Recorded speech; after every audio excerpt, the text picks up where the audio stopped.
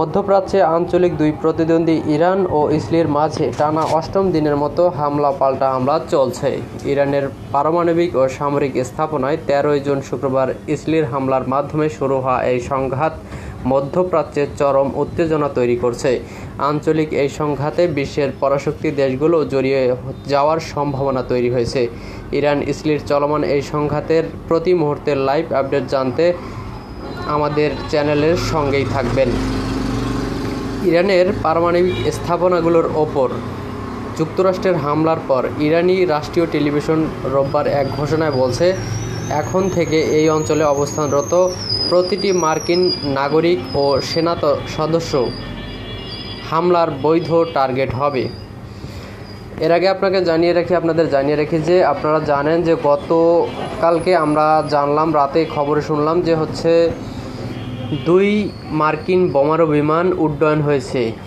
এরপরই আমরা সকাল হতে না হতেই খবরে দেখলাম যে 2 মার্কিন বোমারু বিমান দিয়ে যে ইরানের 3টি পারমাণবিক স্থাপনা রয়েছে সেটিতে কিন্তু এই বোমারু বিমান দিয়ে বাংকার ব্লাস্টার বোমা দিয়ে কিন্তু আঘাত হানছে।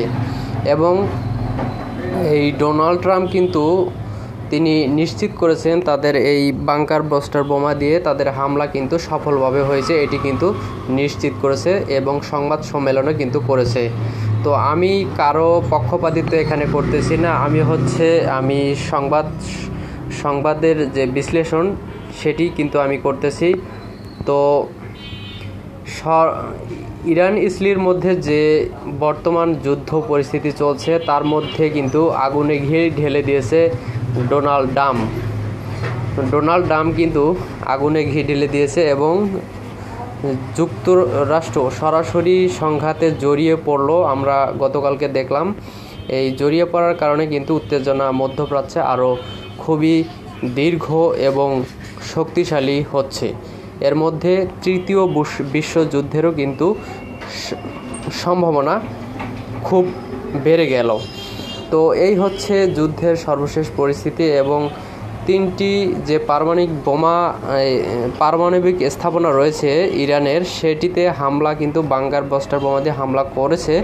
এবং ইরানের পক্ষ থেকে জানানো হয়েছে যে এই হামলার আগেই তারা এই পারমাণবিক স্থাপনার যে মূল ইউরেনিয়ামগুলো রয়েছে, যে মূল উপাদান রয়েছে সেটি কিন্তু তারা সরিয়ে নিয়েছে। তো এই হচ্ছে আমাদের কাছে বর্তমান যে ইরান ইসরায়েল খবরের সর্বশেষ আপডেট। তো দেখা হচ্ছে পরবর্তী কোনো ভিডিওতে, সে পর্যন্ত ভালো থাকুন সবাইকে আবারও আসসালামু আলাইকুম।